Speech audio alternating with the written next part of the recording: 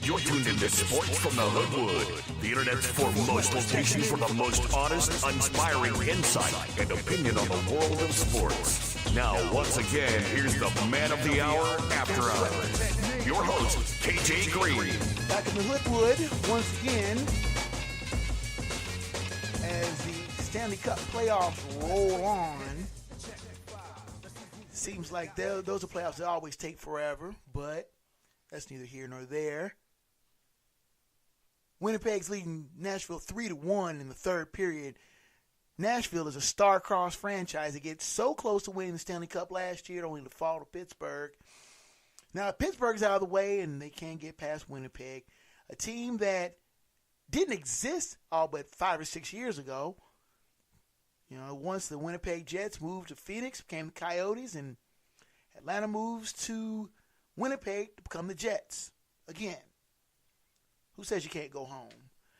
But Washington will face Tampa Bay, the star-crossed Capitals. Now, that's a team that's star-crossed.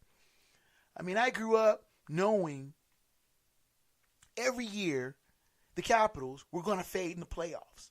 Sooner or later, even when they got to their first and only Stanley Cup finals appearance in 1998, I knew they were going to get slammed by my Red Wings, and they got swept 4 games. Could this be the year that the star-crossed Caps finally make it? I openly said that they were going to lose to Pittsburgh, and I was wrong. Hey, what can I say? I miss it every now and then. Hey, wait a minute, sound guy. I didn't mean that. I just meant that the Capitals were better than I gave them credit for. Hey, let's give credit where credit is due.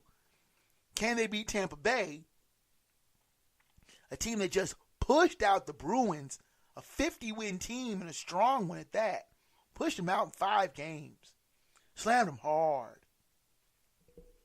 But I think this could be Washington's year. Of course, you know I've already jinxed them. Well, I'm sorry about that, Caps fan.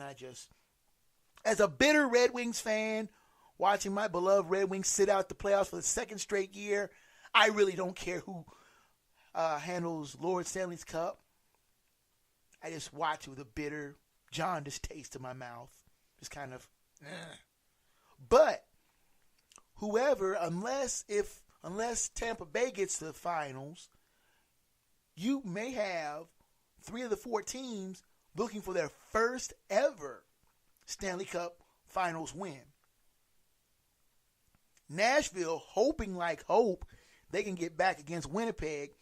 But if Winnipeg gets there, you'll have Winnipeg right now is Canada's only hope. Can you believe that a team from Canada has not won the Stanley Cup in 25 years?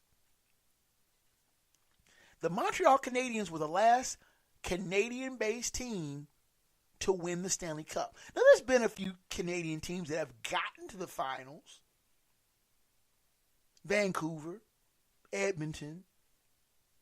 I don't even think Montreal has even gotten back to the finals since they won it 25 years ago.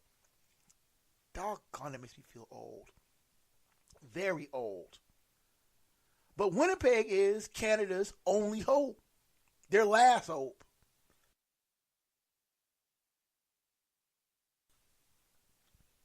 If they polish off the Predators in Game 7, then they will have to face the Vegas Golden Knights, the expansion team that didn't exist 12 months ago, except on paper. They pushed San Jose, another star-crossed franchise, out of the playoffs in 5 games, and await Winnipeg, because they will have home ice advantage in the Western Finals. Can you imagine the old hockey heads sitting around grumbling bad enough that a Canadian team can't get to the finals, but a team from Vegas? Come on now. Vegas. I just can't even get used to them having a pro team. Don't even start with me about the Vegas Raiders. Let's go to quick hits while we're thinking about it, the New York Mets traded Matt Harvey to the Cincinnati Reds. I don't know who got the worst end of the deal, Matt Harvey or the Cincinnati Reds. The Cincinnati Reds pitching is a joke, an absolute joke. Homer Bailey is stealing a paycheck, period. And I don't care if there are any Homer Bailey fans out there, all two of you.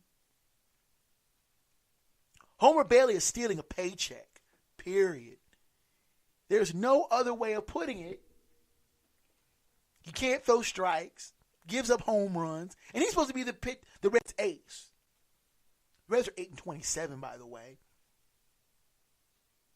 Matt Harvey was supposed to be the phenom, Batman, or Prince of Darkness, or Dark Knight, or whatever they were calling him there in Gotham. But he's not played worth a crap in the past 2 or 3 years. He had Tommy John surgery. He's got no zip on his fastball. He's got nothing, really. The Mets were going to designate him for release because he refused to sign him to the minors. They had a week to get rid of him, trade him, or just outright release him and ease his contract. What happens? They find a willing pansy in the Reds and trade away Devin Mesoraco, a good serviceable catcher, good hitter, though he was stuck behind the Gold Glove of Tucker Barnhart. But the Reds are gutting their roster. I feel sorry for Joey Votto. They're great all-star first baseman. Quietly hitting over 300, like usual. Well, knocking a bunch of home runs, RBIs. But is stuck playing for the Reds, a team that has no hope for postseason play anytime soon. When the Reds clinched the division in 2012, I was there. I watched them when they clinched the division. Watched when they blew a 2-0 lead to the Giants in the divisional series in that same year. But I thought this team is built to last. This team could easily lose a franchise record 102 games this year. I was only 9, 10 years old when they won only 61 games, lost 101 in 1982. That was a horrible team to watch. They, too, fired their manager early on in the season, giving John McNamara the gate, then hiring Russ Nixon. And the team sleptwalked through 3 painful years, playing bad, losing games. But at least they had Tom Seaver and Mario Soto, decent pitchers. They just didn't have nobody to hit. This team can't hit, can't pitch, barely can field.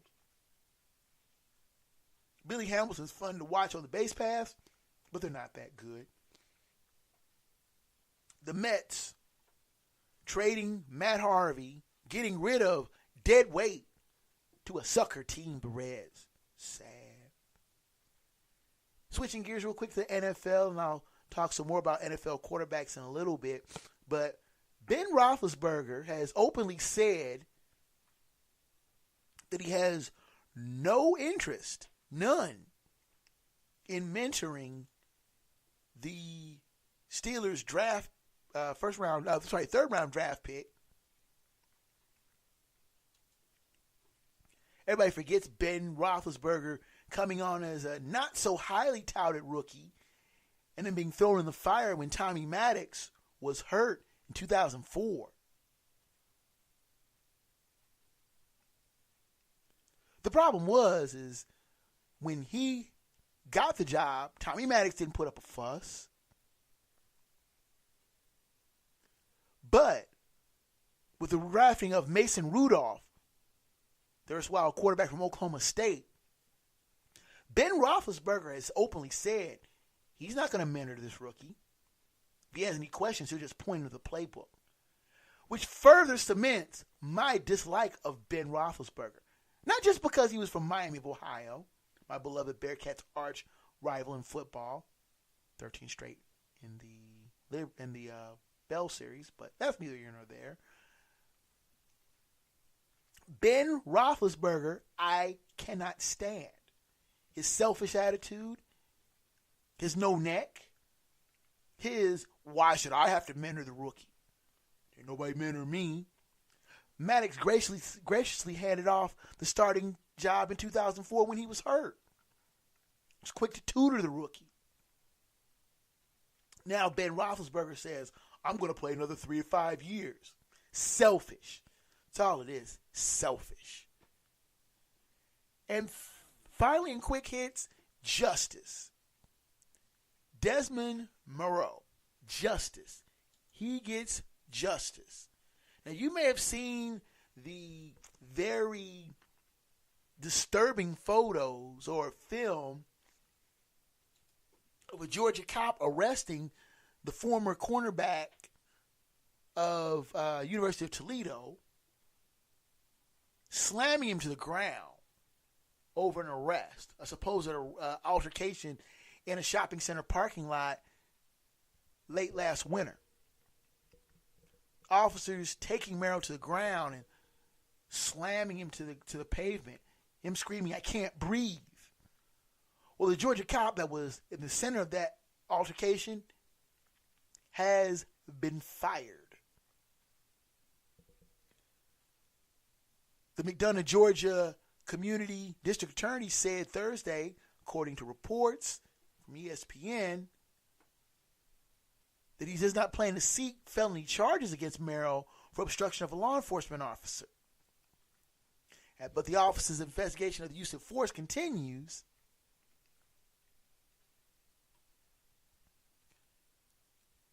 But the officer David Rose was fired after an internal investigation into the arrest of Merrill, which I think is justice and justification for Desmond Merrill.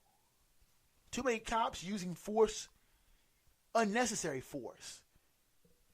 It's just not right. But I'll save that soapbox for another day. Let's get the big fat dap head slap for this week.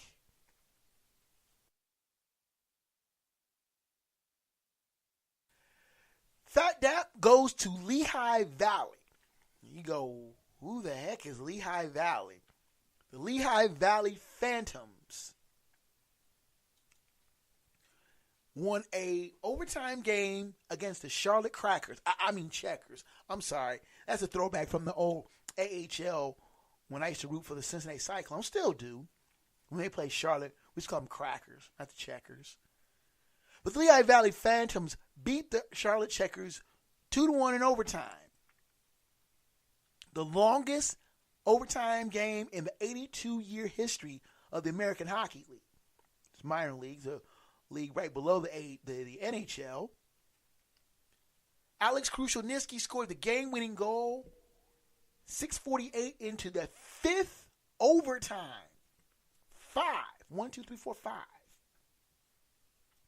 The game was over at 1:08 Eastern Time Thursday morning. The game lasted, the teams played 86 minutes and 48 seconds into overtime. They said the attendance was 5,385. They said barely 100 people were left after that game. And the game was in Charlotte. You feel sorry for the Charlotte fans that stuck around that long. I went to a game. This actually was an AHL playoff game, actually. The Cyclones were playing Orlando. That game went quadruple overtime. That game started at 7:30. Excuse me. That game started at 7:30. The game went almost a little over 5 hours. I was there at that game when the game was over. There may have been about 1,000 people left in the old Cincinnati Gardens, which has since been demolished. But still, 5 hours for a game, 5 overtimes. To watch that game, Fat Dap to Lehigh Valley for winning, Fat Dap to the fans who stayed throughout the game. Now, my head slap of the week are to the New York Mets. Not the New York Mets, the New York Mets, who looked a mess in their Wednesday game against the Cincinnati Reds, wasting a leadoff double in the first inning because they batted out of order. How do you bat out of order? You end a potential rally. Mickey Callaway said it was a clerical error. A clerical error is misspelling someone's name. A discrepancy in lineup cards. But after Wilmer Flores struck out for the second out of the inning, as Drupal Cabrera lined a double down the left field line, took one hop and bounced into the stands for a ground rule double. But there was a problem. Jim Riggleman, who's the manager of the Reds, went to the plate umpire with his lineup card. His lineup card was different than the lineup card the Mets had. Now, if you know anything about baseball, when lineup cards are exchanged, the home lineup card is the one that's considered official. Jay Bruce, a former Red, was the next batter. He was automatically out because he was the one who was supposed to be batting after Wilmer Flores, not as Drupal Cabrera. So he was out. And he didn't even get an official at bat. In the scorer's book, it would be 2 unassisted. Just, hey, Bruce, you're out. And Jay Bruce is like, geez, I didn't know Cincinnati didn't like me that much. But it wasn't anything personal to Jay Bruce, a former Red. The problem was the lineup that was posted publicly and on the wall in Mets dugout, Flores was batting second, Cabrera was third. The lineup that was given to the umpires was the other way, was Cabrera batting third. I beg your pardon, Cabrera batting fourth and Bruce batting third. I think it was the way it was, but in other words, it was just a mix-up in the lineup card. How does that happen? How? Somebody explain this to me. Mickey Callaway. Who is that guy? He's a Mets manager. How do you mess up a lineup to begin the game? I can understand double switches, flip-flopping players, defensive switches, here, there, everywhere in the National League. That happens often. But to do it in the first inning, come on. Head slap to Mickey Callaway and the Mets. How do you mess that up? Now, since my voice is just about gone south, I'm going to keep my final thought really quick. NFL quarterbacks are getting paid. Matt Ryan got paid. $150 million. $30 million of that guaranteed. How much do you think Aaron Rodgers is going to get? Be able to demand? All he has to do is walk into the negotiations, sit down, and hold his Super Bowl ring and say, Matt Ryan doesn't have one of these. Kirk Cousins doesn't have one of these. Dak Prescott doesn't have one of these. I do. I think I should be paid more than any of those guys. And Dak Prescott seems to be carping to be paid somewhere the equivalent of these all-star quarterbacks, these all-pro quarterbacks. Jerry Jones saying that he will be paid accordingly when the time comes. But you have to wonder, will this NFL money train for their QBs derail the league? Will all this money that you're throwing at these quarterbacks sooner or later make things look bad? I mean, with salaries out of whack, salary cap is pretty high to begin with. But if you're looking at paying your quarterback a quarter of your salary cap, that's going to start to make things out of whack. That money train cannot keep rolling. And you have to wonder, is that going to hurt the league? And that's final thought. Well, with the music coming up in the background, that means your time in the Hoodwood is over, because my voice is about shot. I'm going to wrap it up for this week. You can send me emails at kjgreen@blackbanditproductions.com. I will respond accordingly and try to get back to you as quickly as I can. Send me your emails. I promise I read them, and I promise I'll respond. You can also hit me up on Twitter at kjgreenbb. You can also hit me up at Facebook at Black Bandit Productions Enterprises. There's a cornucopia of places to reach me for this show. I appreciate your comments, and I do appreciate you taking time out of your busy week to spend some time with me. I will be back next week, hopefully with a stronger voice. Until next time, for everybody in the Hoodwood, I'm KJ Green. Until next time, fellow sports fans.